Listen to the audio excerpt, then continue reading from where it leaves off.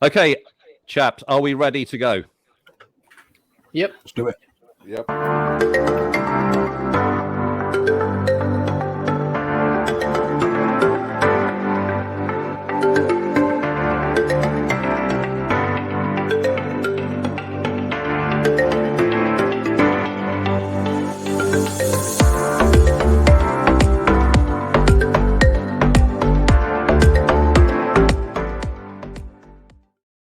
Okay, so welcome to everyone watching on YouTube or listening in on Spotify. This is the Car Boutiques podcast number 2. And today we're going to be looking at the main core subject of brand loyalty. But as with most of our podcasts, we might go down some rabbit holes and all that kind of stuff. So I'm very, very privileged. And I thank everyone on the podcast today for sparing their time on a Sunday evening. I appreciate we're all very, very busy. But I'm just going to go and introduce you to this fine brace of gentlemen sitting in front of you now. Okay, so first of all, I'm going to introduce you to Danny. Danny, tell us about yourself and whereabouts in Scotland you're calling from. Yeah. Well, I am Danny. I'm from sunny South Wales, aka God's country.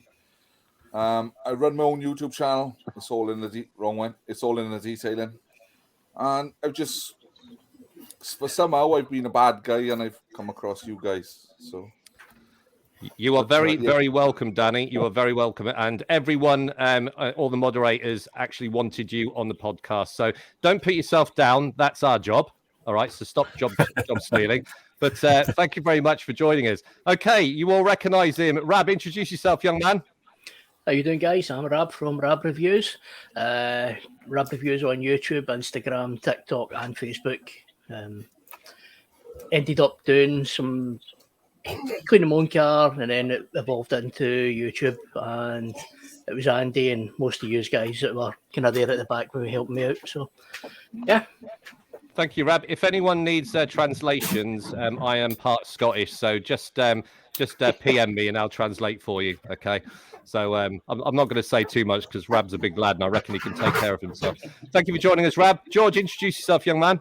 Hello, I'm George from Team TCB, and I'm so glad that the podcast today is broadcasted in English, Welsh, and Scottish, and Spanish if Brian's up to it. Good stuff. Have you got your accessories with you, George? I have, yes, the ones that I can show on camera. Anyway. Excellent. Okay, good stuff. Good stuff. Excellent. Okay, thanks, George. Thank you for joining us. Brian, tell us about yourself and, more importantly, where you are dialing in from. Dialing in from sunny but overcast Tenerife. So, buenas tardes to everyone.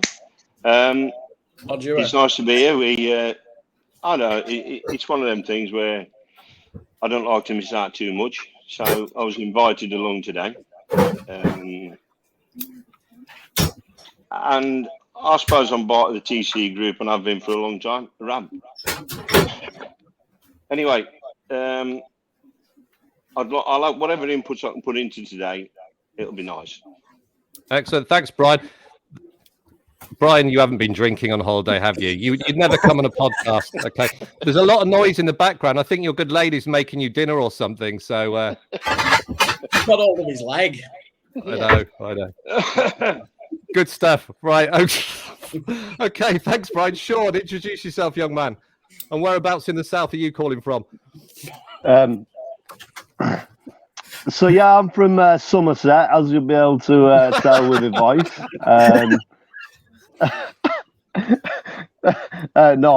Yeah, I'm Sean, part of Team TCB with George. We're the northern contingent. It's nice to have a bit of backing on here from George.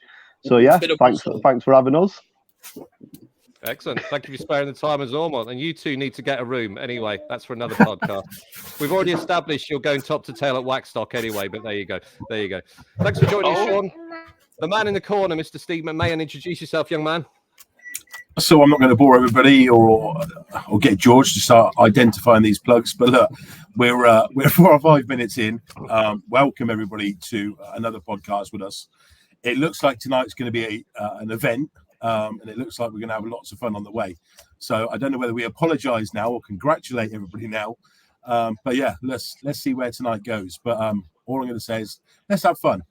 we could do with it, especially on a Sunday evening. So welcome everybody, and Andy, back to you. Welcome. Cheers. Excellent. Okay, so as we all know, today's primary discussion is going to be on brand loyalty. I will be handing over to Steve at the end, who is going to give some announcements and a bit of an update as to what we got planned for the future. But today's podcast it's a topical podcast because it comes up quite a lot in the group, the subject of brand loyalty. So hopefully through this discussion, we'll look at the pros and cons of brand loyalty. And my aim is really to look at the pros and cons from a consumer, from a reviewer, because we've got obviously Danny, Rab, Sean, George. Well, we all do reviews, and also from the brands itself, because I'm sure you all can appreciate brand loyalty means different things to where you are in the market. Okay, and right through this, what I will say is the opinions and views and feelings are from us as individuals. So, for example, if I say something that does not represent the collective feeling of the Car Boutique, that's just my personal opinion. And we've all got opinion. And I welcome open and honest discussion. Okay, so I'm just going to go over to George at the moment. Brand loyalty. I'm just going to open this question and see where the journey takes us. Good, bad, yes, no, pros, cons. What are your thoughts? I suppose it depends what way you look at it, to be honest. I mean, brand loyalty could mean to somebody cost per wash, or brand loyalty could just mean how good it looks on a shelf, which is probably the category I fall under. I think once you've got a few bottles lined up and you can dedicate a shelf to that certain brand, it looks good. And also, I think some brands, there's usually maybe one or two products that let them down, but it depends, I suppose, what you'll enjoy using, and also scent, which if people don't know me, if it's lemon scented, I'm in 100%. I'm there. So is your main focus, George, the actual performance of the product then? Is there anything else that would influence you being loyal to a brand? I think price plays a certain part, and also user experience. If it performs well, it's a winner. But if it's nice to use, sometimes it can outweigh the performance of, say, a certain better product. That would be my view anyway. Rab, brand loyalty. Are you loyal to a brand? Do you deliberately not try and be loyal to a brand and keep an open mind from a reviewer point of view? Yep. I try not have one specific brand I'll always go to, but I do have a shelf of products that are my grab products. If I'm doing something that's not on the channel, then it's the ones that I'm going to use for that. In my end of year video, I put out my favourite product of the year was the Vision from Mile Deep. I've been talking to Jody for quite a long time now. I bought plenty of things from him, and he sent me plenty of good things as well. I've not had a bad product from him, so I want to say no. I'm not want to be loyal to a certain brand, but if their stuff's good, then it's what I'm going to pick. But it also comes down to price, and like George says, it's down to the price and down to the scent. If there's a good scent to it, then yeah, I'm probably going to pick that before I'll pick something that's getting like if I've got two shampoos, one smells orange and one's a pure shampoo with no scent, I'm going to pick the orange one straight away. Cause it's when you're doing it, you've got to be enjoying it, and for me, it's all about the enjoyment side of it as well. So as a reviewer, then, do you have to challenge your brand loyalty? Okay, because we try and maintain our independence. Danny will be in on this as well. In fact, everyone in here is independent reviewers. I spend an awful lot of time trying to make everyone aware that I am not loyal to any brand. And as independent reviewers, however, you are challenging your own. Everyone's got loyalty to a brand. Everyone's got their own favorite brand, and that may come out. But Rab, as an independent reviewer, how do you challenge your internal brand loyalty to make sure that that you do remain independent, which is difficult? Yeah, it's all about honesty. If you go in and I will say, I got this for free, but I bought this, or this company sent me this. A perfect example, I'm not going to put a name out there now, but there's a company that do a really good snow foam cannon. They sent me that as well as a snow foam. I've not done a review on that yet, but they have said to me, if you get the review done, we'll get the next one out to you. So I want to get that done, the weather and stuff, but it's all about the products. It's all about it. It's difficult to stay loyal to a brand. Like when I first started, the first products I really bought were from Monster Shine, and brilliant products. Absolutely loved them. After a little while, the owner of the company brought me on their Facebook page as a moderator. But because I was looking to do reviews of other companies, we came to a mutual agreement that it's probably best not for me to be a moderator on there, but promoting other companies as well. So but I still go and see Stephen every now and then and things like that. So it's hard to be loyal, but it's also hard to. It's a difficult one. You want to, but you don't want to. It really comes down to the companies as well. I'm gonna come back to I think Steve might have latched onto this. I'm going to come back to the if you're sent products out for free and if you pay them conversation, because I think that's relevant to what we do as well. So no, that's really, really good. Danny, what's your opinion? Brand loyalty, what does it mean to you? Good, bad? How do you challenge your own brand loyalty? Big question. Everybody got their favorites, you know, as reviewers, users, we've all got our favorite products. For me, I was a massive Autobrite fanboy. I love Autobrite stuff, but being in the YouTube game now, where I'm getting sent products from Maldeep and other brands, the Autobrite's starting to come off the shelf a little bit now, and it's getting replaced now with like Maldeep Shield. As you know, Andy, it is a fantastic product. Not long before I tried that, I bought 5 litres of Magifoam, £135. And it's like, that's still on the shelf now, accumulating cobwebs. And I go and get Maldeep Shield.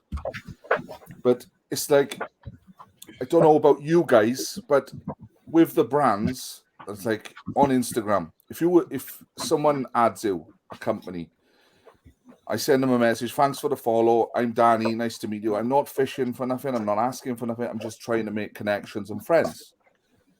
If I see that they've seen that message and they haven't even replied or anything, I just think, well, nah, it's not for me. Do you know what I mean? It's instantly put off. If they can't even say, oh, well, thanks for the follow. You know, you're welcome. I'm so-and-so, so-and-so. Then do they really, you know, are they worth it? Do you know what I mean? Just to say it higher. And I'm probably going down the wrong path here. But so have any of you experienced it, you know? Yeah, so one of your focuses is that rapport building with a brand. It's not just the performance of the brand; it's that relationship. And we discussed this briefly on the previous podcast we did. That especially as reviewers, and I would argue as consumers, that it's that relationship, that rapport you have with a brand, is a big part of whether you will go back and buy stuff. I think it was it Sean on the last podcast basically said that if she had a really good experience with a brand and the products weren't as good, she would go back just because they've been so welcoming and engaging. So that's an interesting point, actually. Steve, can we come to you? Well, yeah, I was just going to drop in and pick up on what Danny just said. I think that's a really valid point. Obviously, we've got user experience and we've got some other things we just touched on. Obviously, products being good and everything else, but going back to the communication, like Danny just said, if people can't be bothered to return your call or even, a double click and a heart, for instance, on Instagram or whatever, I never go out purposely looking for anybody like Danny. I go out, follow some people, and a lot of people come to me, follow me also. And then off the back of it, if I do reviews or people get in contact with me, I make a valid point that we exchange numbers. I won't review anything of anybody sent me unless we've had a call and a contact. I want to know more. I want to know the background. I want to know the history of where this brand's from. And does that make a difference on my views, on my testing and reviews? Yeah, I believe so. If somebody's there trying to, dig it out, going through all the different formulations and chemical, makeups, and actually trying to make a difference, not just go and grab something off the shelf, which is becoming increasingly hard now for me, because I've got so many duplicates, and I'm aware tonight we're going to go down some rabbit holes. But yeah, as Danny picked up on, communication for me is a valid point. So, yeah. Cheers, Steve. Thank you. Sure. Yeah. Sean, what about yourself? Hello. Right. Well, I've been making a few notes of what other people have said, really, just because everything that everyone said is absolutely valid. So, first thing is actually communication with brands, and I've been similar to Danny, where I've over Christmas especially had a bit of time on my hands, and I literally sent them messages, said who I was, and just said, "What's your best products?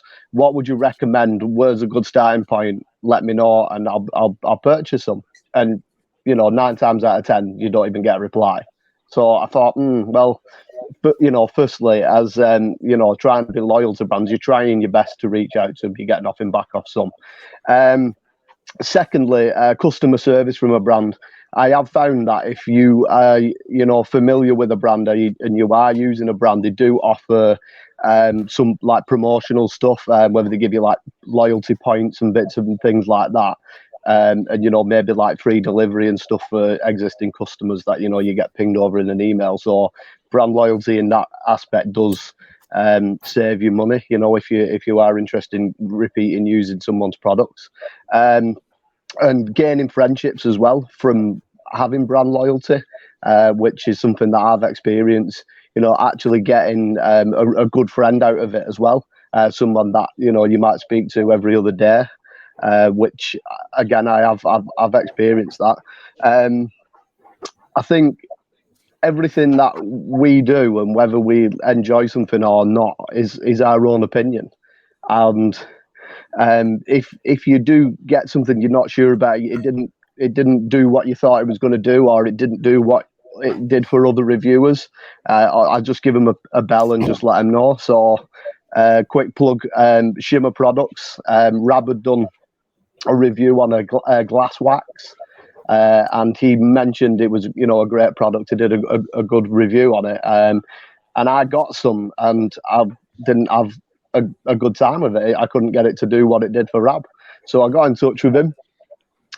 Proper nice, friendly lad, and he literally said, "Well, I can't understand why it's that's happened," and talking me through process and everything. I told him exactly what I'd done, sent him some videos of me doing it, using it, and then he went out the following day and tested it himself and came back to me and said, "Yeah, yes or no," and actually took the time out to try and give me some help on it, some more, a bit of feedback from his point of view. So again, that's just, reaching out to a brand and getting a good relationship with them.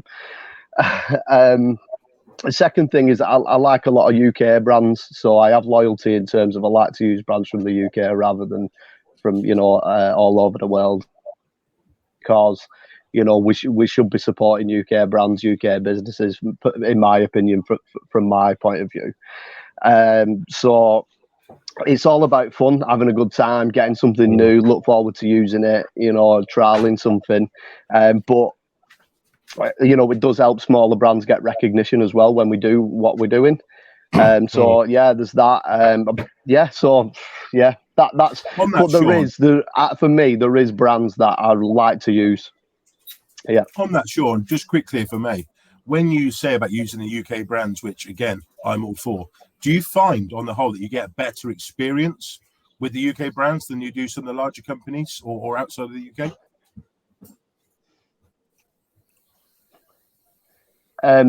Not exactly from product point of view, but from customer service. I find them a lot of the smaller brands are more approachable.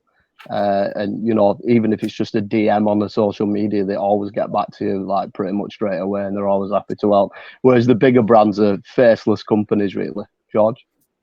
Sorry, yeah, I was just going to say, I know you touched on it about contacting companies, but I'm quite a big Bill Hamber fan, and if I sent them a message on Instagram, I wouldn't expect them to respond because they haven't got that much presence on your Instagram, Facebook, things like that, but it wouldn't put me off using the products because they are good. So that is, I suppose, another way of looking at it in terms of it. And just to touch on what Steve said about brands from different countries, if they're testing it in a different country, say Italy or something like that, the weather's different. I know I'm slightly going down the rabbit hole there, so you've got to factor that in as well. Yeah. Interesting. Absolutely. Sorry, Rab, go for it. Yeah, just like with Danny, when I first started out, I literally went on to Instagram and sent an absolute load of messages to different companies. And most of them were, well, all of them were, "Hi, I'm Rab, this is my channel, just want to introduce myself." Some companies reply back. Perfect example, get your plug ready, George. Mile Deep, Jody actually... I had a conversation with him way back at the beginning when I first started it, and then he kept an eye on my channel, and when he saw that I was getting the views and I was getting involved with other things, he then contacted me, says, "Look, I've been keeping an eye on you, I want to get you some bits and bobs." So bought a couple of bits, and he sent me a few extra bits. I had one bad experience from a company, which actually ended up getting me more views because that person then went on and spoke about me. Thinking I can remember that one, Rab. I can remember that one, Rab. I was actually going to mention that later, but go for it. Yeah, I'm not going to mention a company name or anything like that No. because it's not worth the hassle. But he actually done me a really good service because of that, and that was a product that actually one of my pals had gave me. And then when I looked at it, I saw it and I was like, I know who this is. But yeah, there's a lot of companies that have maybe sent me one single product. I've reviewed it. I've sent them the link for the video. I've seen that they've read it and they don't reply back to you. So them, I'm not going to bother with them. I kind of focused on the smaller companies initially. Then I started moving on to the bigger companies to realise that the bigger companies, the big ones like Autobright and like that, they're just not interested in speaking to you. They don't reply. They don't care. That's what I kind of felt. So I'm readjusting my focus back to the smaller brands. It'll work better. Danny, on to you, mate. Cheers, Rab. Danny. Going on from Rab, I don't think the bigger brands don't care as much. I think they're more established. You know, they've been around longer. You know, they've built themselves up. The likes of iDetail, Mile Deep, and the smaller little brands, I think they care a lot more because they've got to try and compete with the bigger fishes in the pond. So they put a lot more effort in. They put a lot more development into their products, and that's why I think some of, like I said, the Autobright stuff is coming off my shelf now and it's getting replaced by the smaller companies because they do put care in and they are good. Like Sean said, they're good with customer services. They're good for a chat. Sean, you know, we wind Jody up on the TCB Facebook daily, and he's good for a laugh. But I'd still buy off him tomorrow and next week. And also another good one is get your plug ready, George. Is James at Wow House.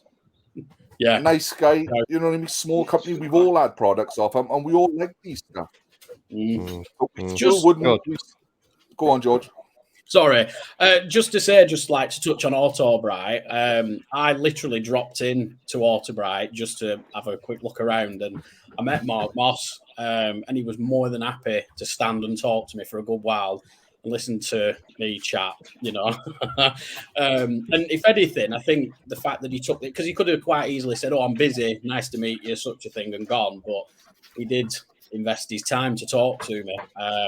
But like you said, Danny, bigger brands, I suppose they don't need to push their brands as much, really, because people know they're good and they keep on using them. But curiosity gets the best of us, really, doesn't it? You see something else and you think, "Oh, that might be good," and then that's when you start spiraling. Lots of points I picked up there, Brian. So possibly that's where I come in, because I'm not a reviewer. I'm part of TCB. I don't put, very rarely, I might put a photo, one or two, in each of our groups. I'm from way back when, probably even before Steve. But when I started out, the brands we had were Simonized. Autosmart were big then. So I'm looking back in the 80s now. So we only had three big brands, really. Maguire's were on the scene. So I got quite attracted to a lot of foreign brands, mostly from well across the Atlantic. So we had Maguire's, and then you got the Zanos and all them of the world where we'd never heard of them, but we tried them. Since being associated now with I go out with Andrew. He kind of look after me, Andrew does. I try. I'll pick you up. I save your legs. Yes. Taxi. So for me, branding wise, I'm not a dedicated one to any brand either. But along the way now, crummy waxes, you've blown my mind with waxes. Throughout the group, I've totally lost it. I sit there and somebody brings 5 or 6 tins out. I was lucky if I had 1 tin. I probably had 2.5 litres of Canubra wax and Water Smart. I used to put it on, and it was like getting treacle off afterwards. It don't matter how you put it on. It always had to go on with a damp rag. No, application pads were nothing. So then, over the last 10 years, I've probably got more into machine polishing. Cheated myself, bought myself a DA. But it's all personal stuff for me, because I'm now the retired one as well. So it's like, I don't, but I've still got my choice of wow-wows, which I got the other week. I've still got other bits and bobs in the cupboard that I use, what Steve sent me, and we've tried out. I mean, I got some QDs, what Steve sent me. I don't even know who they're from. They've just got QD written. I use them, and then I'll message him and say, what was this clear orange thing that I got? Standard Steve product, just a word on a clear bottle. Try this, you'll love it. Yeah. No branding or whatever. So for me, that's where I come into it. I think I'm totally different to Danny, Rab, George, Steve, Sean, and Andy in a way. But I enjoy the use of them, and then I'll give my feedback this way, if that makes sense. Sorry, Brian, to jump in. Do you find that some of the older stuff that you have forms as well as some of the newer stuff that you've had or have? Yeah. But what I find with the newer stuff, it's very easy to use. The user experience is a lot better. You pick a wax up now, and even I look at a wax sometimes, even whether it's from Water Bright, because I obviously I live quite close to Water Bright.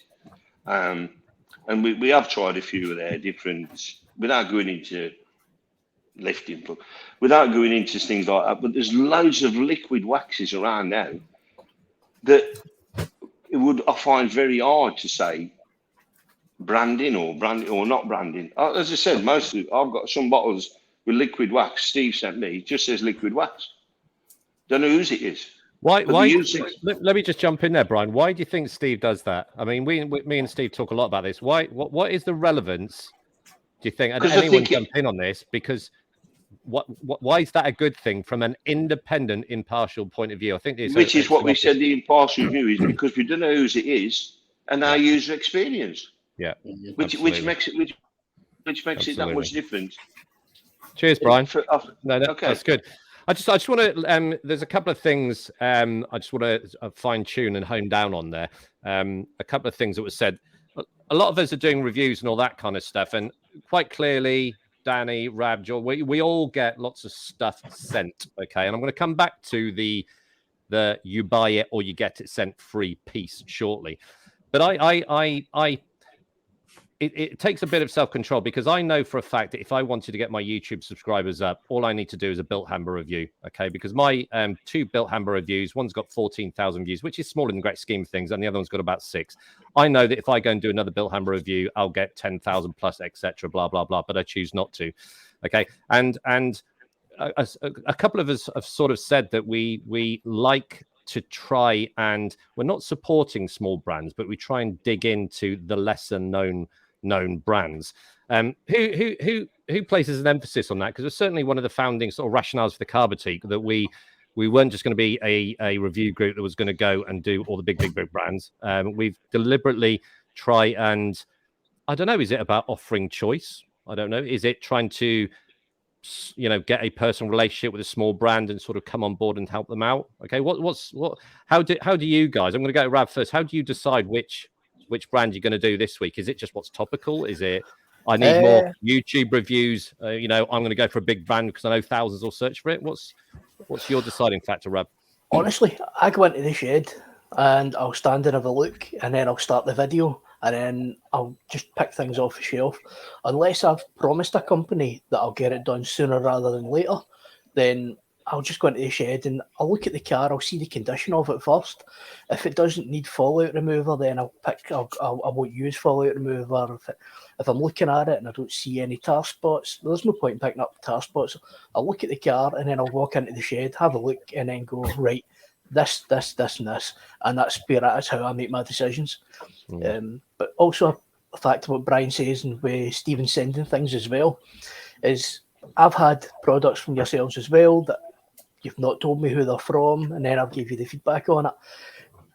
Somebody could potentially send me a tub of wax that's is it Amaral, which was the $1.99. If somebody took the label off of that and sent that to me and I used it and I liked it, I wouldn't know any different. And I would send it back and say, you know, that was actually really good. Longevity and things like that, I don't do, because I don't have a big bank of cars to use. So for me, it's like one couple of weeks, strip it off, start again. Or sometimes I've used it, I've then stripped the car the next day that's not been on video, and then let the car get dirty, then for the next one the following week. So sometimes, if the missus was here, sometimes it can be a waste of money if I'm going out and buying a lot of stuff, because I'm putting it on one day and taking it off the next to prepare the car for the next time round, which is where I need more cars. I've even seen myself chat my neighbour's door and say, "Can I wash your car?" And they're like, "Here's the keys, there you go." But that's how I do it. I just go into the shed and decide, have a look and think, what do I want to do? I'm not too bothered about getting big views. Shimmer Products was actually one of my biggest videos. When I done the review of all their shampoo and stuff like that, that's actually been my biggest one. Not a major amount of views, but it's my biggest one personally. Doesn't get very close to Stephen's 500,000 or anything like that, but you know. 1.3 now. I'll come to you in a second, Brian. I know you've got your hand up. Danny, when you're looking at your next review, what's your thought process in terms of what brand's going to get the analysis next? Is it just whoever sent you stuff who's waiting for a review? Have you got, I mean, I'll say the word, an agenda? That doesn't necessarily mean a negative agenda, but how do you decide which brand you're going to have a look at? Or is it just a random thing, pretty much like Rabbit, look on the shelf and we'll go, we'll try that one today? Well, as you know, the weather hasn't been the best. Living in sunny Wales is still not any good. But no, I have a box in the shed where if somebody sends me something, it goes to the front. If someone else sends me something else, it's behind it. So I don't like to keep people waiting. And it's not about big brands for me, because I know the big brands, they give big views. But for me, if somebody have put their time into sending me something for free, then, you know, taking a day out away from the wife and kids, which is lovely, going out to wash my car, testing their products, it's the least I can do is just put it online, put my thoughts on it. Do you know what I mean? Yeah. Spot on, Danny. Brian, did you want to say something? You know, when there was going on with the different way they put the products out, when you look on a lot of the stuff that appears on pages that we look at from a TCB perspective, most of them are looking out for either shine, beading. So they're looking at the performance of the product. So the newer products that have come through from what older products were, the beading stuff seems to be just getting, but you know, when we all talking about, the hydrophobic way the water performs, but that's a new thing, which is the new thing on the block for what people want. That's my opinion. It's a good point there, Brian, because we mentioned hydrophobicity as some kind of golden, what we should all be aiming for. But, you know, beading on a ceramic coated car arguably is not a good thing, because you're going to get water spots. So that's going to be our next. It does seem to be a bit of a buzzword that let's put hydrophobicity on a label, and we're not going to go down this rabbit hole. Don't worry, Steve.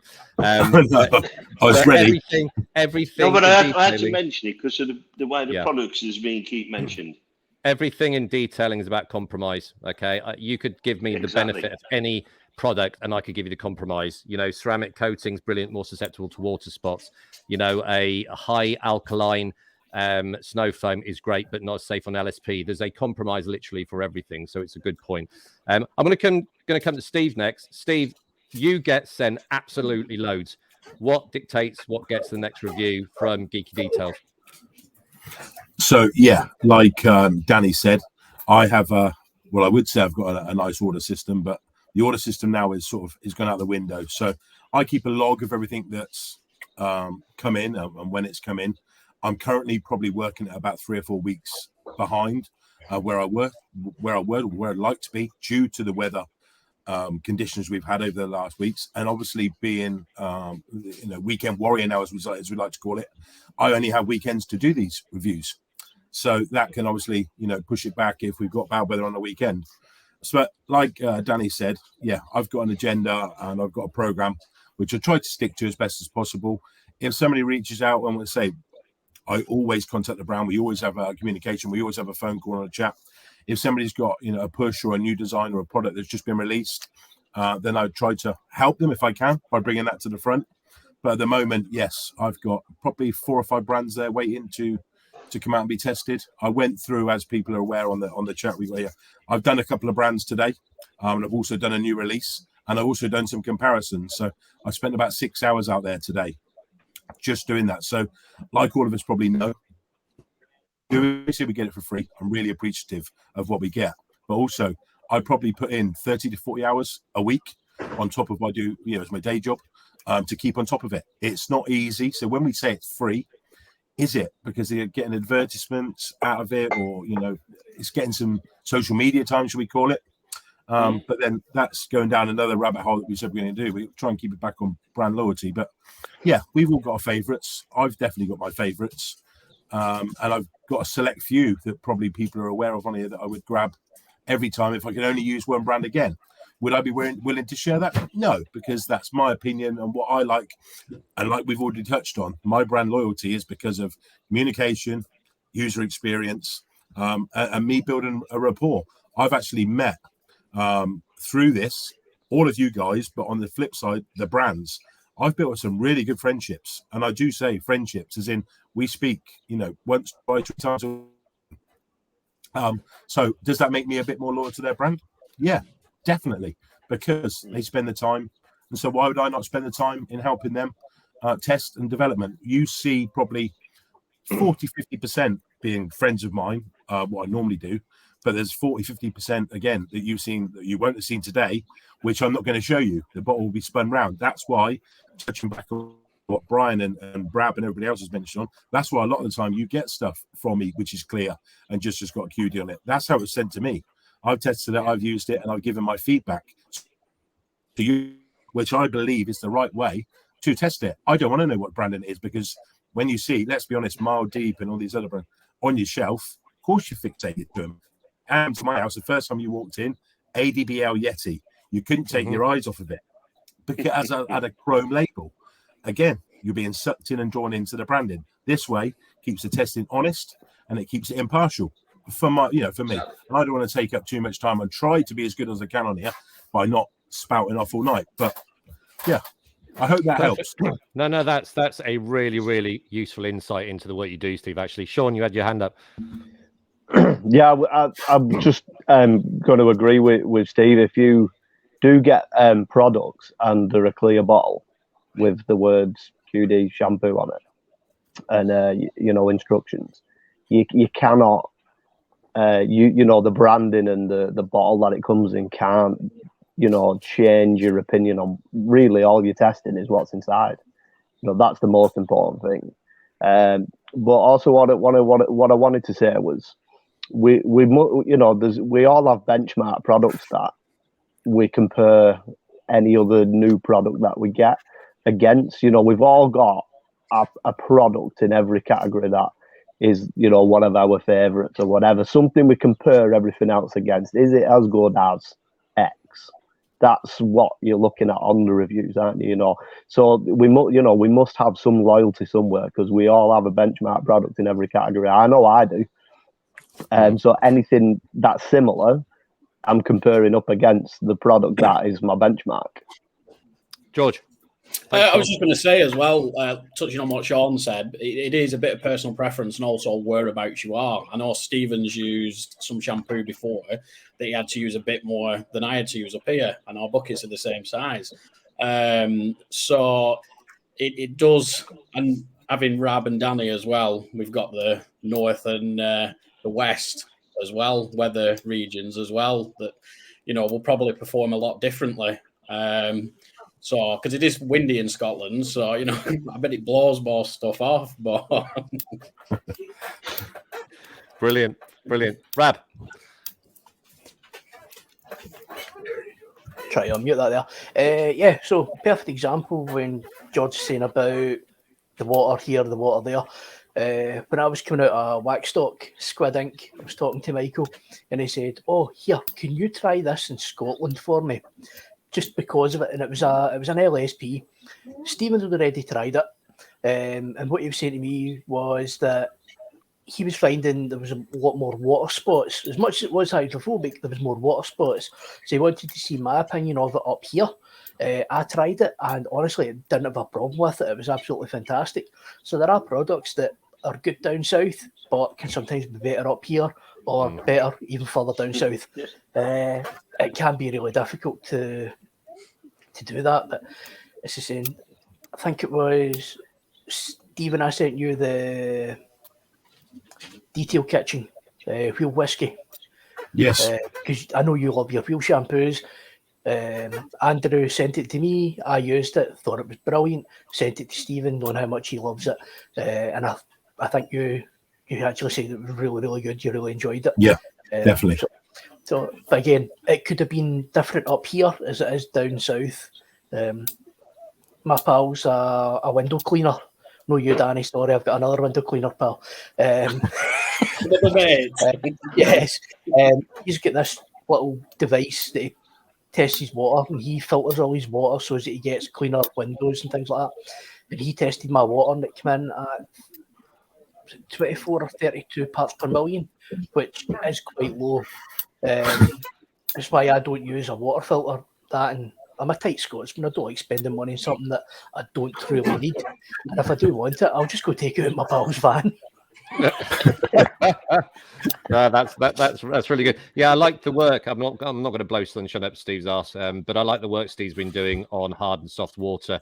I like the fact that he's now looking at pH neutral pH levels in the bottle and out the bottle as well. I think that's a good evolution of the reviews he's doing, and it does help to explain, I suppose, to a fashion why some people will get X results in one location and someone gets a different. And I think it's important to sort of dig into those variables. I'm just going to move things on. I don't want to sort of take too long on this one, but and I'll explain the reason why I'm asking. Free gifts, and it's linked into brand loyalty. You get stuff sent free. You go and buy stuff. Now, the reason why I'm asking this is we got a suggestion that the Car Boutique, there's limited value in Car Boutique reviews because all you do is post good reviews. Okay, so that sort of got me thinking. You know, we started talking about this on the previous podcast. Is it if I do a review and it's really, really bad? And I'd be interested in everyone's thoughts. Should I go and publicly put on YouTube a review of a product that doesn't work? Or should I just get back to the people and give them honest reviews? Or should the Car Boutique and, you know, all the other, you know, it's all in the detail and all that kind of stuff, should we just be showing products that work to then give people choice? Do you understand my question? Okay, what's a relevant problem? I'm going to go to Steve, then I'm going to Rab, and then if anyone else wants a go, put your hands up. So Steve. I'll keep this short because obviously I've been doing this a while. Not saying that anybody hasn't. You can't do that. There's a massive big reason here why you can't do that. That's your opinion. Mm-hmm. Mm-hmm. Your opinion in your area, and there is 1,000 different variables. Hence why I am adamant and will continue to do this the way I do it. If I have a problem, I will relay that information back, and I make sure when I do my reviews, as you know, Andy, I write everything down. I'm documenting the water hardness, humidity, temperature, wind, everything, because something might make that factor. Obviously, I've got all my water testers and everything now, so I can feed that back, because just one of those could be out. You could leave it on 1 minute longer than somebody else. You could wash it off or rinse it off. If somebody's just seen my APC testing, I applied on the APCs down the side of the door, and I applied one, which is absolutely fantastic, by the way. It had been on 1 minute. If you've seen my video, if you've watched it, I went and rinsed it off. Didn't even look like I applied anything down it. I was gobsmacked, stopped filming, went back in, had a look at it, and yeah, I didn't put it on there long enough. Because you'd assume if you put it on and it's reacted, it's had its effect, and you rinse it off. No, it's not. So yeah, in answer to your question, no, it's your opinion. There's too many different variables. You might have a duff product. It might have been the bottle might have been switched up. You just don't know, and it's not worth damaging a business for the sake of your opinion. That's not fair. Well, that's my standpoint on it. Then, and again, like with these comms I have with the businesses, with these other companies, I don't ask for free product. I never do. I've never asked once for free products. If they want to send them out to me, or I say to them, nice to meet your acquaintance. What's your best and your worst product? Because I want those in as a rule of thumb. But again, what's the best and worst for individuals? But that's normally my way in, and I try and buy those from those products. But I hope that helps in answering that question. But George, Spawn. Yeah, thank you. Sorry, I know I've jumped in front of Rab, so I'll let you go next. It can even brave man. I know he's a fair distance away, so I'm safe for a few days. I was going to say, as Steve said before, applying a product. Sometimes, if you're applying something with a microfiber, the microfiber can be the problem, not the product. So you can apply it, you can buff it off, or I know I've had it before. I've used 2 different microfibers on my car, and one has done what it should do, and the other one just seemed to absorb the product and hold on to it. So you can have issues like that as well. So it's sometimes, and even like with your foam lands, if you've got the incorrect PIR, the panel impact ratio, and you're firing a product on there, it's Check not doing George out. Check George out with his PIR, knows what it stands for. I'm impressed. He's a built fanboy. He's been researching this. So there was when a video on that the other week. That's it, yeah. But it's down to things like that, and it can be the actual tool behind the tool that's using it that can be the problem. like you were. Okay, Rab, you had your hand up. Sorry for George interrupting you. You're all right, don't worry. Like Stephen says, there's so many variables. I've had some really bad products when I first started, and I went back to the company. Initially, I had actually put the review out, then the company contacted me, and then I had to rethink how I do things. So now, if I've got something, or if I'm doing something wrong, like Shimmer Shine, they do a glass polish as opposed to the glass wax. Their glass cleaner. That was really difficult to get off, but I'd over-applied. I've done glass sealants where I've over-applied. Again, my error. But when I've actually stripped it off and done it correctly, it's been fantastic. Perfect example of companies was the first ever batch of Infinity Wax when they done their graphene quick detailer. Now, when I had my tour around with Michael and Ollie, I had actually brought it up because he was talking about it, and I was just, I've heard good things, I've heard bad things, and what he'd explained to me was the graphene product has to be filtered so many times before it's bottled. The person that bottled it didn't filter it properly, so that was where they had a lot of separation. So that's kind of something that I hadn't heard. I'd only heard the negative side of it, but then hearing it direct from the company and what they done to fix it, you know what I mean? It's kind of one of those. But yeah, always best to do your review, go back to the company if there is a problem. Now, if the company don't get back to you, fire it up, because poor customer service will actually make you go, you know what, to hell with you. What's the name, Rab? Sorry to interrupt. What's the name of your shelf?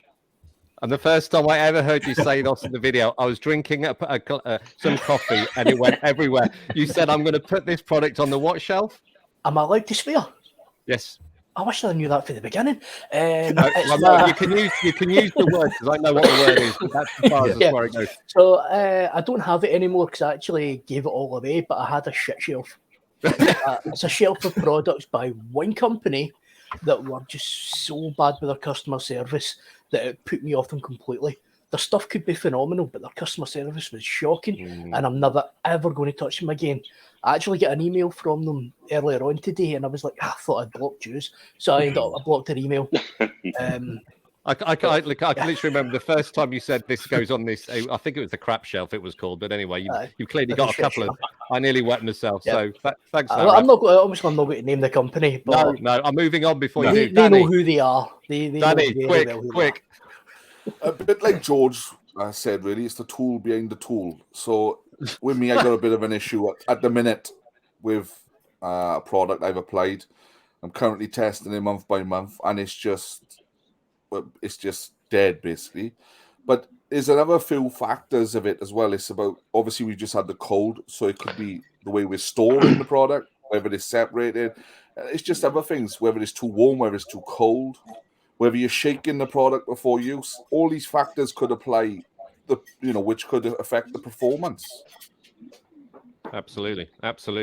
It's like I say, this is all good discussions. It's good to get into the mindset of people that do reviews, because people just see the video, the review, and all that kind of stuff. What one sort of I'm going to labour on one other point that sort of that's come up is a lot of people sort of ask, what is the benefits and the pros and cons of brand loyalty. And I'm going to paraphrase the question slightly differently. If you were a business owner and you had a brand, how would you, obviously brand loyalty, I don't think we need to discuss brand loyalty to a company is good. Okay. It's repeat sales, etc. But if you were launching a product, what would you do, or a brand, what would you do to get or to facilitate brand loyalty? Because that is an interesting to see what, learned people like you in the industry are dealing with every day. But that, a lot of companies come and go. Some stay, some don't. What would you do? What would you do? And I'll come to Sean first. What would you do if you were launching a brand to generate brand loyalty, which ultimately is going to increase your sales and make you more money? Right, so for me, and this is, I'm putting this down as it's something that has been happening to me just recently with a brand. So I'll just summarise it real quick, and I'll tell you exactly what they did, and then I'll tell you that's exactly what I would do. So the brand in question, I won't mention, but I have been critical initially about them. I wouldn't try them based on the way the products looked. But then I decided I would, and then I've been really impressed with what I tried. Now, the brand owner contacted me and said, I know you love waxes, and I'm redeveloping some waxes, so I'll send you one over. So he sent me one over. Said, tell me X, Y, and Z about it. And on the particular wax that I'd used, I used 4 waxes on one cart, and it basically didn't perform as well as the other ones had. So I chatted to him about it, and he said, well, I've been using it and I've been getting better results. So, again, just down to that X, Y, and Z, different application methods, whether the panels were, decontaminated, all the different factors in it. But he took on board exactly what I'd said and said, don't worry about it. I've got a version 2 coming out next week for you. Use that one. See what you think. He's took exactly everything on board that I'd mentioned.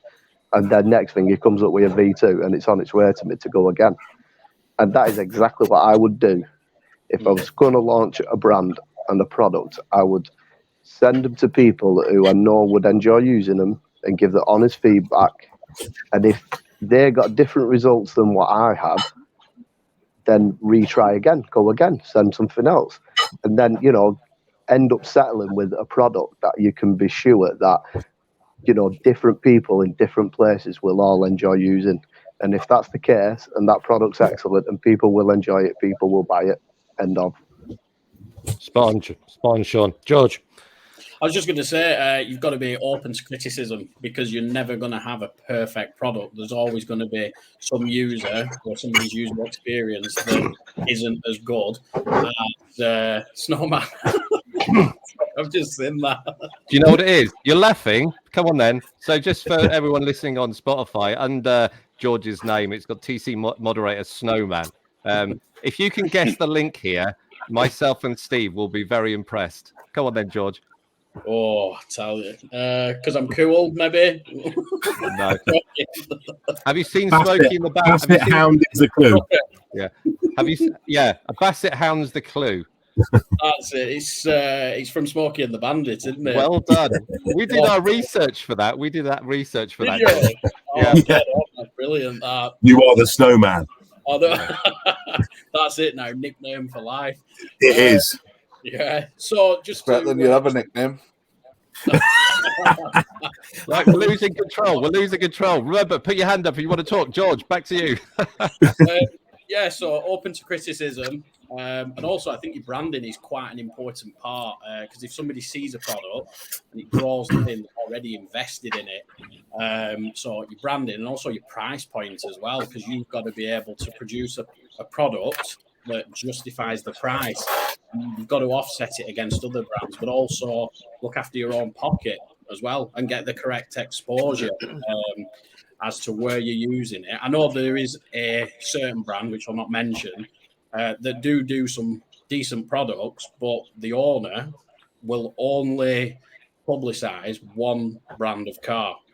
So for other people, it puts them off because they think, well, I've got such a car and it's really good on this. Send him a picture and not interested because it's not that car. So that's down a rabbit hole. So. No. That's you swing like Danny. You're about to launch a brand. How are you going to get your brand loyalty?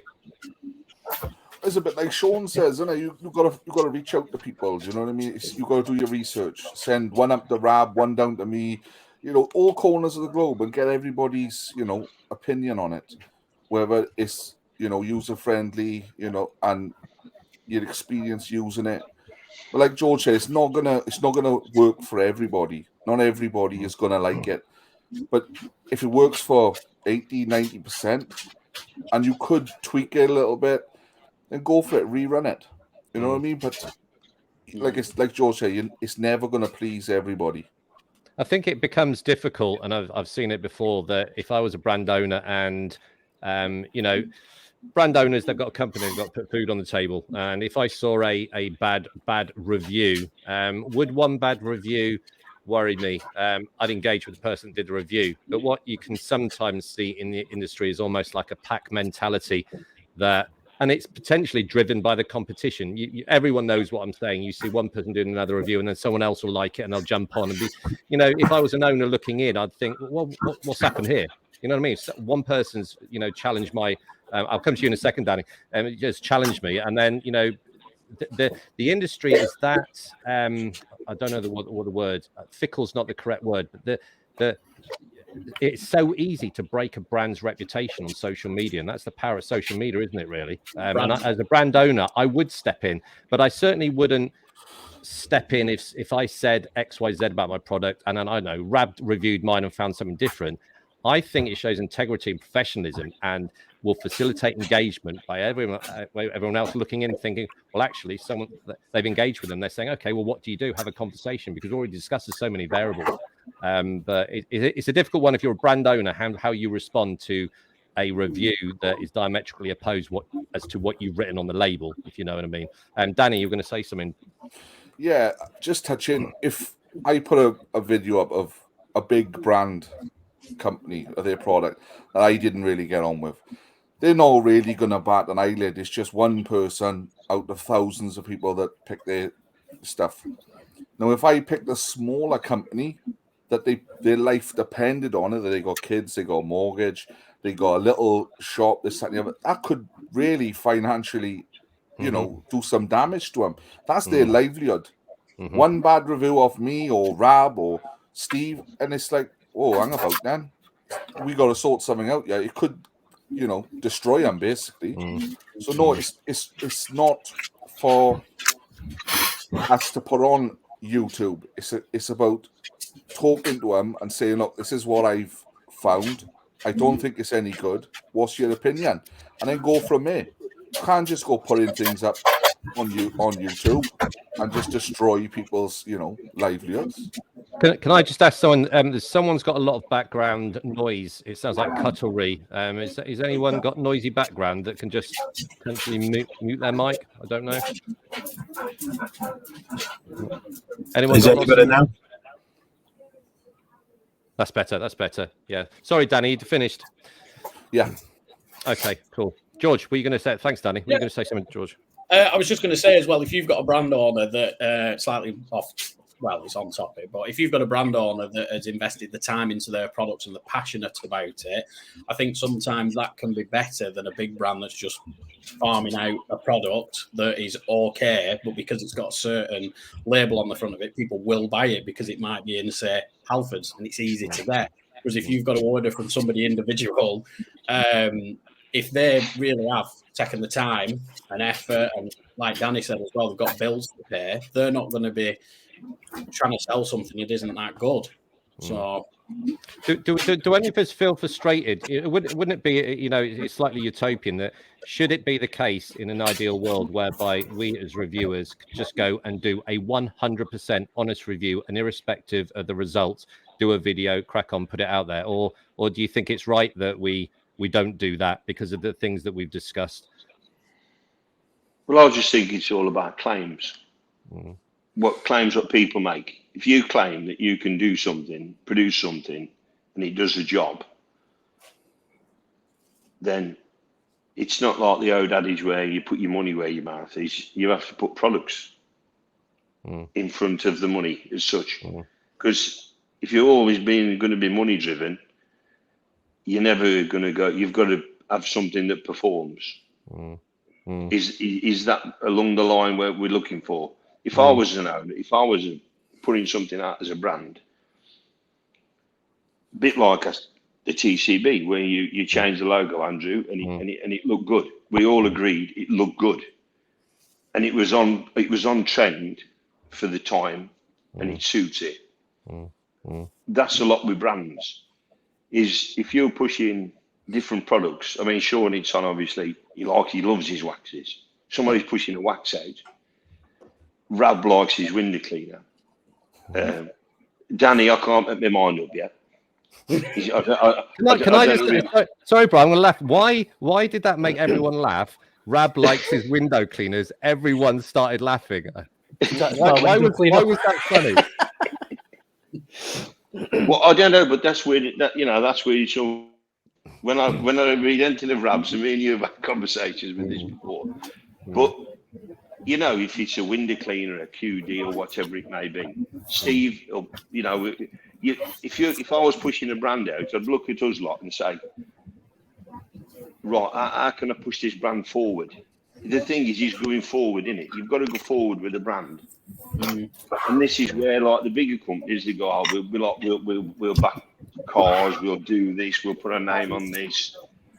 You start going to the States, you look at what they do in the over the pond, and you look what happens in the UK, and you start even seeing insurance companies, for instance. They just start putting their names on everything. But you've got to be able to prove what your product does. Rab, thanks, Brian. Rab. So going for that, we all have a brand anyway. You've got TCB, Danny's got Solid Detail, Stephen's got Geeky Detail, Sean and George are just breaking into YouTube as well. For me, it's all about transparency, honesty. I can't keep my words out today. Honesty, commitment, and truly it is being honest. If something's good, you're going to say it's good, which is why, like you said earlier about the glass cleaner, I've put it out there to say to other companies, if anybody's got something they think is better, contact me. If you think it's better, I'll happily buy it. If you can prove to me that it's better than what I'm going to put it against, and trust me, I will put it against it. But it's being honest. If for some reason somebody comes out with a better glass cleaner at a better price point than Mile Deep, then Mile Deep will get put to the side, just like Auto Bright stuff does with Danny, and I'll move on to the next ones. It's being honest. That's all I can say is about it. Just going to quickly stop there. There's a lot of background noise. Has someone got TV on or something in the background? No. Let me try me. That's it. That's it. That's it. Good. George, were you going to say something, mate?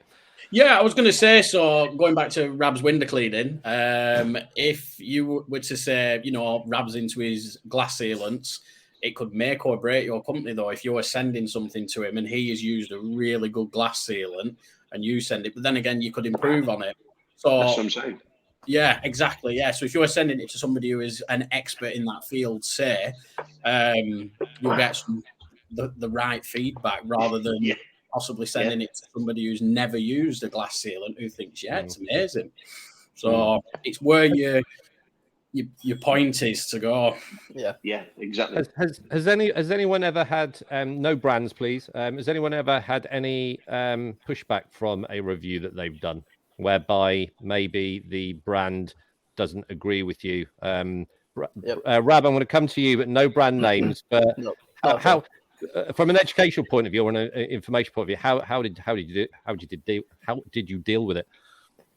So I reviewed it, didn't like it. You had to use way too much of it. Spoke to the company, they weren't really interested, so sent it to another reviewer in a different area who tried it. They were using a rating system, and it hit the very bottom of the rating systems. So that was how I kind of dealt with that one. I've never spoke to the company again because I put it up against, I didn't put it up against. I was using my normal routine, snow foam and then a shampoo, and the company come back and said, but you're comparing it to that and that's not fair. But snow foam and shampoo, there's no comparison. They're two completely separate products, which to me then showed they didn't have any knowledge of what they were actually getting themselves into. They make other things and they do the other things really well. They just didn't do detail stuff very good. No, thanks for not mentioning the brand, Rab. Well done. I'm just going to fire this one out. Anyway, they cut it. From a consumer point of view, and I'm just going to fire out a statement, we're all customers. We all go out and buy stuff. Is brand loyalty just another excuse for being lazy?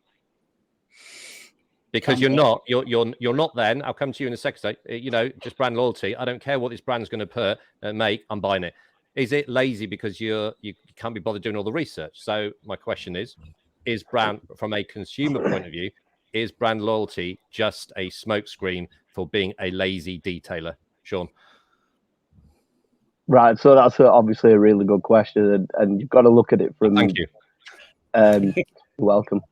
From a consumer who, for example, it isn't so much into detailing. Someone who, just does it on a weekend, they're not bothered, they've gone to Halfords, wherever, and they've picked up a bunch of products from in there. Now, then for example, I don't want to name any names. Say for example, they picked up a load of turtle wax products from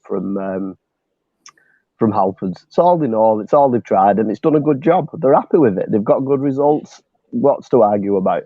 They've nothing to compare it against. Not a problem. So again, turtle wax bring out a new snow foam, for example, or a new shampoo. They'll just grab it. They'll crack on. They'll be happy with it. They're not comparing it against any other brand. So they've got that brand has, got a customer for life if needs be. Now, from my point of view, or for any of you guys, is because we try so many different brands and we're happy to do so, it is harder to get somebody like ourselves to be a loyal customer to a brand because, the next guy turns up on the street and he might send you some bits to try, or, the pricing might be really good. You'll grab a load and then all of a sudden you're like, actually, I really do like them products. They're great products. And then you kind of leave behind the other brand that you was loyal to, beforehand. So it's tough, isn't it? But what I have found is that if you are loyal to a brand doing what we do, then you might find that brand also allows you to be inclusive in testing of new products. So they might give you a sample or let you try the product before it's released. So you can make your mind up off that. And if you like it, you buy it. I know that we all do have products that we do like ourselves and we do use them time and time again. And you wouldn't do it regardless of whether you like that brand if you didn't feel it performed. Very good point there, Sean. Very, very good points there. Probably we'll discuss that afterwards, actually. Steve, George, I'll cover you first, Steve, then on to George. Yeah, I just wanted to drop in there quickly when we're touching on brand loyalty. Maybe we should have called this topic brand favorites, because as what I've picked up on everybody said tonight, it's not about being loyal, as Sean just picked up on. We've all got our, loyalty or brand loyalty, but it's not actually loyalty. It's actually favorites. That's what we're talking about. I'm conscious we're at, an hour and 10 minutes. So I don't want to bore two people too long, but say that the chat's going really well. But yeah, that's something I've picked up on right through my notes this evening is we're talking favorites. Good point, Steve. Not loyalty. Favourites on products, yeah. Should we stop and redo the whole podcast then? Yeah. No. Yeah. Our maximum is we've got another 20 minutes, so we'll keep going. So, George, you had your hand up. Yeah, I was just going to say as well, I think it depends what you're working on. I know at my work, there's a gent, I shall call him, who has an older car, and I've mentioned to him about using some newer products, and his response to me was, it's an old car. Those products were made for the paint that is on this car. So it's that he has a Morris Minor, and he will only use T-cut on it. So... and I think he's moved into super resin polish as well, which is good. Sorry, that's a cat shouting at me. Sorry.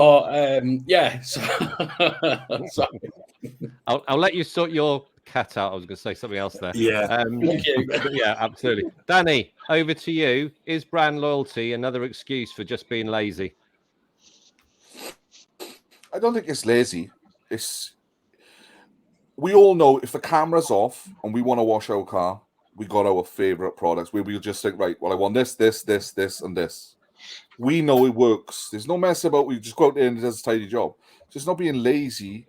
It's just we know what works for us. So yeah, why make it harder? We know they work. So just get out there and get it clean. George, sorry, yeah, I was just going to touch back on that. Do you think scent plays quite a big part? Because I know for me, when I was getting into the Weekend Warrior, quite busy. That's not my chair. I know Danny looks really guilty. What's happening in Danny's room? No, nothing. I'm just laughing at George. It's all about lemon scent, isn't it? It is. No, it's not lemon scent. I'm going to blow your mind at the minute. I'm with him. So Built Hamber Auto Wheel, the scent of that, when I use it, I could be using it in gale force wind and obviously blowing my face. But it would take me back to summer when I first used it and was blown away with how good it was. So I support, but yeah, lemon, I'm in, as we know. What about, just quickly, what about ethical brands? Should a brand that's ethical command more brand loyalty? And I know Mile Deep is going to come up there because that's what triggered my sort of brain. Is that a variable that is influential? Clearly, the product performance we discussed, the rapport with the company we've discussed. Price is a variable. Price is a weird one because that is a limiting factor, isn't it? Really, some people have got more money than others, and there's more exclusive brands. But let's look at some more niche variables like ethics, recycling and all that kind of stuff. Recycling, yeah. Is that important? I think so. Okay. Even just a little bit down a rabbit hole. I'm at the moment, even the swimming pool water is recycled, but it's put through such a process that they don't waste any water. And I only know this. I've been talking to the manager today about it because I got quite. But I don't want to get dug down on that. But if people are using more than just plastics, they're like showing how they're using the plastics. They're not using so many triggers because they're using better quality triggers. They're using tops so we don't spill stuff everywhere. I know that's a big thing. You get so many triggers and stuff sent in with products nowadays, but I think it does help on recycling stuff. It's a valid point. What about the rest of you? If you had a product that was and be honest, if you had a product that was outstanding and it was great value for money, and then you had one that wasn't as good, but were really homing down on the ethics. Is it? I suppose I'm asking the question: is it something that brands should be more aware of, that would be of benefit to commanding more brand loyalty ultimately? Because it's not something really traditionally we hear about, isn't it? The ethical code behind a brand. It's all about performance, price, and all that kind of stuff. Is it important? Is it important? Come on, Rab. Ethics. Sorry. I probably get hate for this. No. If I've got a company that makes an amazing product and I love that product, whether they recycle or use recycled bottles or their stuff's biodegradable, to me, doesn't make a difference. As long as the product inside that bottle's good, that's where it is for me. I might get a bit of hate for that one, might lose some subscribers, but ethics isn't me. It's just about my honest opinion, to be fair. You'll probably find a lot of people, if they really were honest with themselves, would the ethics of a company be an influential variable as to whether they buy a product? If it was absolutely outstanding, would they be put off just because there's other companies who've got, are promoting more ethics? So it's your honesty. George, you were nodding your head. Have you got a spin on this? Is ethics important to you when you're looking at products? And it can challenge Rab's review if you want. Yeah, to be honest, I think I'm in the same boat as Rab, to be honest. I think it is important that, we take into account recycling and things like that. But when, like for me, Weekend Warrior, if I'm picking a product up, I'm not really thinking about how it's been recycled or how it's got to where it's got. I'm more interested in how it performs on my car, which, could be looked upon as being a selfish view. But for me, that is my personal preference, really, with it. So, 2 for Rab. What about yourself, Steve? Putting you on the spot. So, no, I'm with you. I've got some products, some older products, shall I say, or mention, some that I've used for a number of years. I'm not going to say before this come up because it's actually been around for 20, 30, probably 50 years. But yeah, no. If something performs and I need it to perform, I'm going to grab that product because I need it to do a job. And if I need that tool, to go to work, then that's exactly what I'm going to do to get the job done. Simple as that for me, really. Sean, you put your hand up.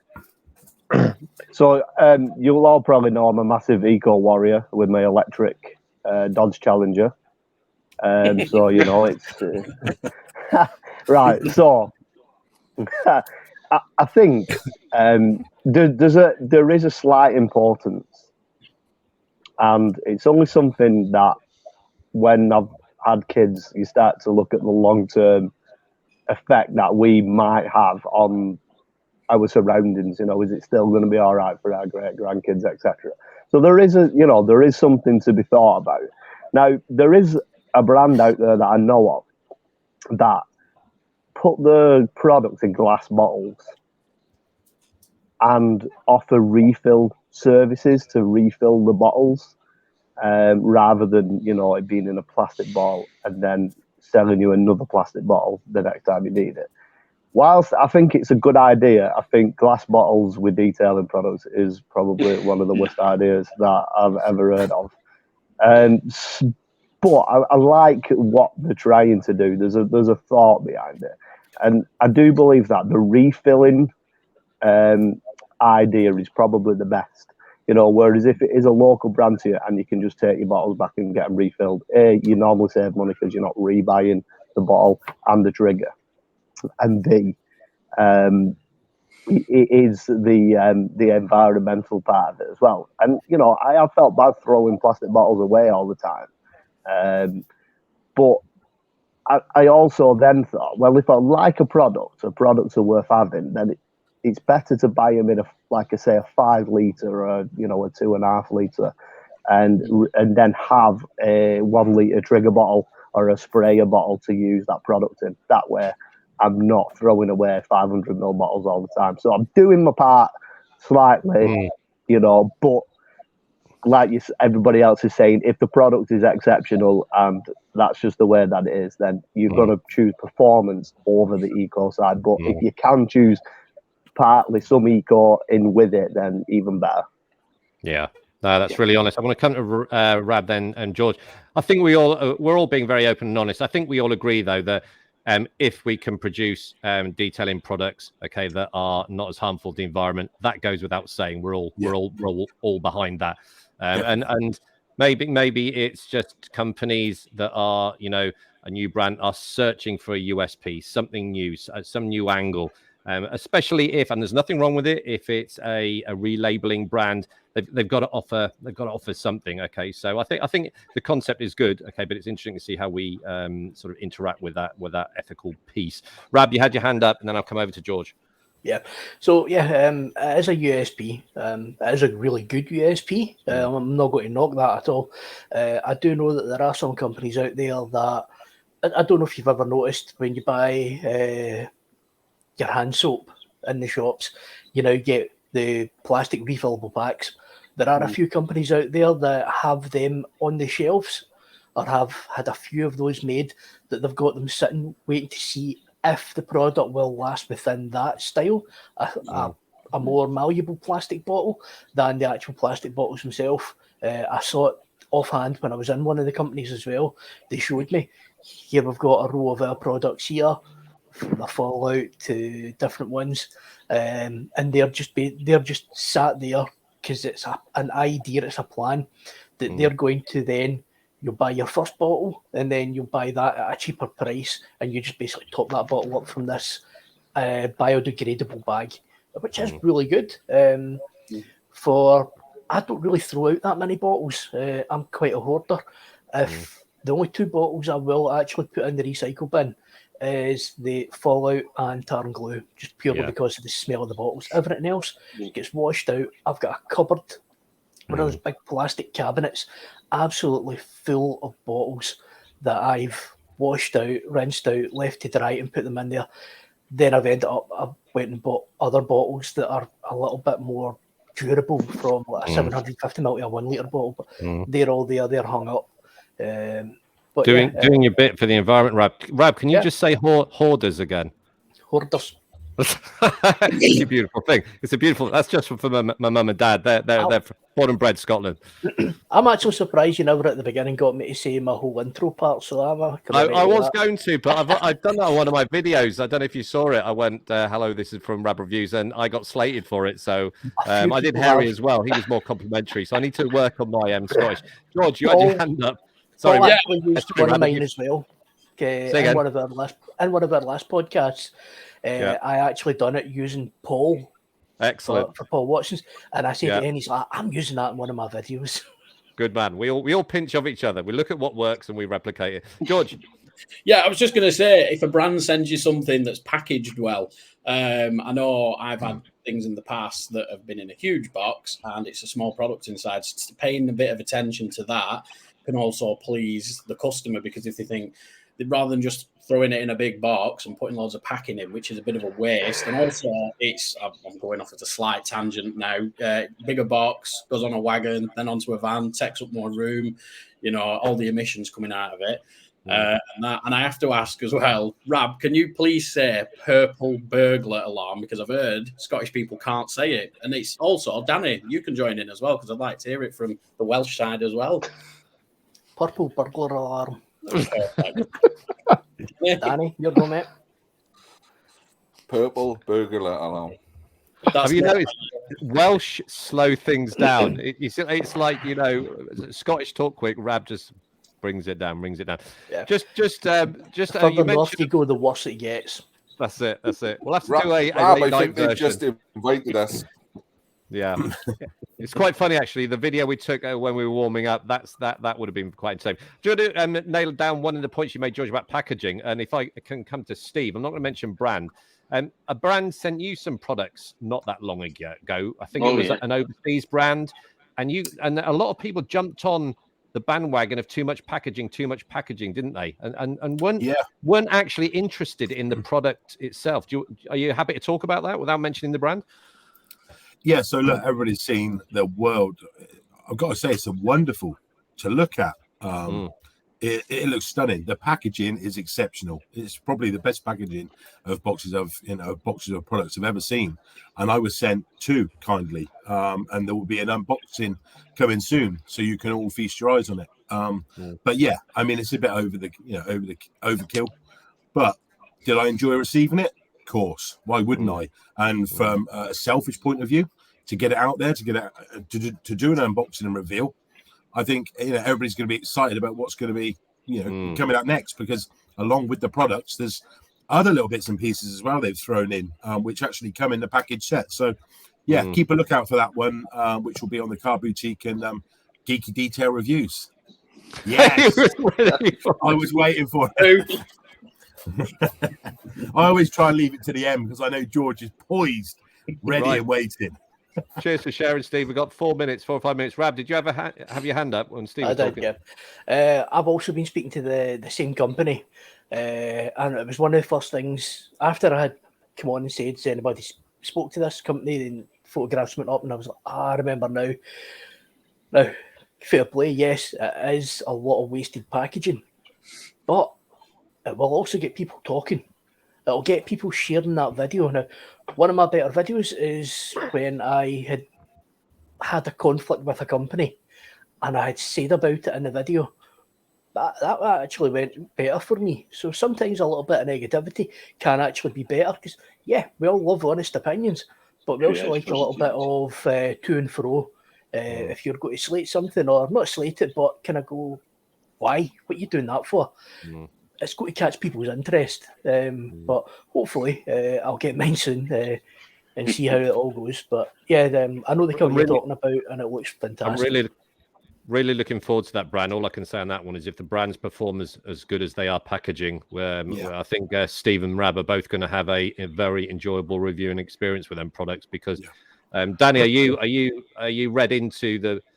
Did you see the post? The packaging was unbelievable. And like I say, it'd be interesting to see what the results are on that. Danny's shaking his head. No idea, have you? Yeah, I've seen it. Yeah, it's just good. Yeah, it's the sort of gift that you'd like to have at Christmas time. If you had your main present wrapped up like that, it'd be you get more excited the more you get into it. So it's the enjoyment factor, isn't it? Absolutely. Gone are the days of these little peanuts. You don't want them; they just go all over the floor. You want fancy wrap things. Valentine's Day's coming. That's true. Well, I think right. We're good. I think we've got, had a good run around the subject, and interesting to see all the rabbit holes we've gone. I mean, the way I look at it, brand. I'm going to summarize, and if anyone wants to jump in, feel free. Brand loyalty is there. Okay, brand loyalty. You could argue from a consumer point of view could be laziness, but then it's not. I think it's just not, because you have to get to a point where you're loyal to a brand. So there is a reason behind the fact that you are loyal to a brand, whatever that is. And we've looked at all the variables. I think from a business point of view, if any of us were running an actual detailing brand, we would chase brand loyalty. Okay, that goes without saying. So it's a useful thing to discuss. We've had good chats about lots of other stuff. We haven't sort of touched into longevity of products and all that kind of stuff. So I've deliberately kept away and tried to keep it on track. So I can sort of appreciate your honesty, actually. And that's what these are about. These are about personal opinions and getting to know you as individuals, as reviewers, which is always nice. Before I do the wrap-ups, has anyone got anything else to say that they want to sort of that I've missed or we haven't chatted about brand loyalty? Or is everyone, go for it, Sean? There was something else that I was thinking about. It was earlier today, and I actually received a bottle of shampoo, which I bought. And the dilution ratio for the shampoo is 2,000 to 1. So, I don't want to go mad on this, but sometimes I feel like a company gives you poorer dilution ratios to make sure that you keep buying it. That's interesting. So I'm just, but that's that customer loyalty. Get more orders in, you know what I mean? Use the products up quicker. Let's get some more orders from you. Let's see. Very quickly, Brian. Thanks, Sean. Well, I had the same kind of thing. I had a shampoo which was 1,800 to 1, and we've probably all had them. But before I got to the end, it had actually changed colour and gone in a different way, just in the bottle. So what went wrong with it, I don't know. But again, I wouldn't tell the stuff again. But you know what I mean? Yeah, no, that's useful. Steve, I'm going to come over to you as 1/3 of the main management team of the Car Boutique, and excellent support from all the other moderators this year. But do you want to say anything about what we've got? We like to use podcasts as an opportunity maybe to say what we've got coming up. Are you? Oh, here we go. All the plugs on the video. Are you happy just to give a quick spin as to what the Car Boutique has got for the next few months? Because we're leaving you on your own, Steve, for 5 or 6 weeks, aren't we? Well, you say leaving me on my own. I'm on my own anyway. Let's be honest. You got George, you got Sean, you got Nick, you've got on team. Yeah, I made sure I built a team around me that could help support me, because you two are off jet setting here, they're everywhere. So well done, Steve. But yeah, pat on back. But no, yeah. Well, look, we're an hour and a half in. Again, I'd just like to thank everybody. As you know, I am 1/3 and co-owner, whichever way you want to call it, with TCB. I want to thank every one of you for come in as per normal every week. If you could do us a little favour, we would like to hear some feedback on where we're going with these. If it's negative, we probably won't listen or probably won't read it. No, we'll take it on board. But no, we'd like to get some very questions loyal. when you see some of us guys with the admin. Please use this time when you see us on there for future episodes. What do you want to know from us? Feel free to send in some questions. Ask us, any of us, what questions or what would you like, some topics of conversation, shall we say. I'm building some bits and pieces in the background for sets of questions we can ask guests, and we have got quite a few guests actually already lined up, which you'll like to see and hear about, especially some of their backstory to why and as they got into it. Again, I've wrote some notes and stuff on here. I've touched base on with asking the questions. Obviously, you can see everybody on here. The links will be below for all our Instagram, socials, Facebook page, and everything else. And from me, it's like, share, and let's get it out there. Let's spread the detail and love within the Car Boutique and what we've built between us. So thank you. That's a wrap from me, Andy. Cheers, Steve. Thank you very much. Okay, right. Like Steve said, thank you very much, Danny, Rab, George, Brian, Sean, Steve, yourself, and myself, for sparing the time. A couple of hours in total with all the stuff at the start on a Sunday evening. So really, really do appreciate it. And like I say, we're not going to be sort of targeting contentious issues, but we're just, if there's a theme that comes up in the Car Boutique, let's chat about it. These are personal opinions, okay? And I think it's refreshing to do it. So I'm just going to go around the table. Steve's had his sort of final say. Danny, you've got any final, a quick sort of wrap up from you, and a quick opportunity for George to hold the plug up as to what's coming from your channel in the very near future. Well, I've got a nice dirty Kia Ceed, which I've been testing dual auto care products. That's be coming next week, and other things. But no, I'm just enjoying it. I'm enjoying the TCB forum, as you know. I won rub it in, top commenter, 2 months in a row. I know. Take That's that, only Steve. Stevens doesn't count. Why? What if I was count? Nice mug, Daddy. No, but thank you very much. Honestly, thanks for having me on, guys. And always a pleasure. Your name kept coming up when we were chatting about who to come on this. So, we all totally agree. Fantastic contribution to the group, and we appreciate your open and honesty, which is what the industry needs. And you do it well. Rab, final, what's coming up with you? Not quite sure yet. Hopefully decent weather, but there will be some Infinity Wax. You ready, George? 'Cause there's a list. Some mild deep stuff that I've not tried. Wow-wows. Hopefully some Wake Me, and I've also been in contact. They've been in contact with me as G3, who have a new quick detailer out. They are going to send out to myself as well. So it'd be good to try some stuff that, I would probably never have bought the Wake Me. Because it's not a name that really came up, as well as G3. I've tried their tyre shine, but I wouldn't I've went into a shop and bought their stuff, but from having a look at their stuff now, I'm actually kind of going, you know what? I actually might just buy some of it just to try it. It's okay reviewing one product, but if you do like a full car wash, which I tend to do, sometimes I like to do it as all one product or all one company, sorry. Other times I like to mix them together where you can get, like, if I'm doing my Wawas, I'm going to use their Snow Foam, their shampoo, their APC, but I'm going to use Detail Kitchens, Citrus Wash, but I'm also going to use Mild Deep Shield. Although I do have Wawa stuff, I'm going to try and mix it up so as that people can see more from other companies as opposed to just focusing on one single company. Fantastic. Fantastic. Hopefully I'll last year before wax stop. Absolutely brilliant. Absolutely brilliant. Loving your work. You know, I'm a huge fan of yours, Rab. I love your honestly, your individual. I'm saddened that the shelf is no more. But I'm sure it might come back in the future. Okay? I don't remember that day when I watched it. Yeah, I don't have enough space to store the rubbish products. I've actually got local detailers that will phone me up and say, "Oh, I can't get to my supplier. Have you got some snow foam?" Or they just want to come around to see what I've got sitting in my shed. And I spend more time going, "Here, sniff this, sniff that," and you probably do it yourselves. And that's where it. I had a guy I've not spoke to in months. He messaged me, he's like, "You get any car shampoo?"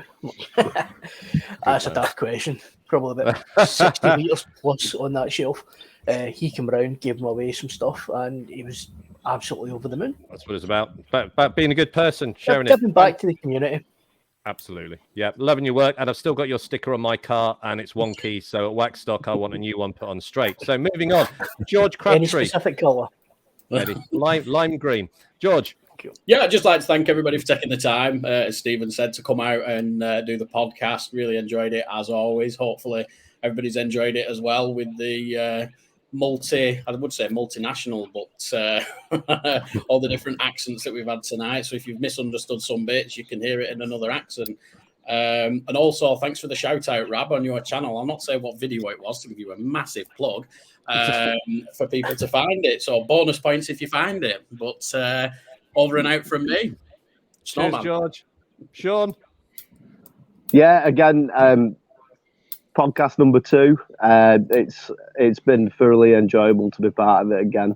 And this topic's really been something to, get your teeth sunk into, really.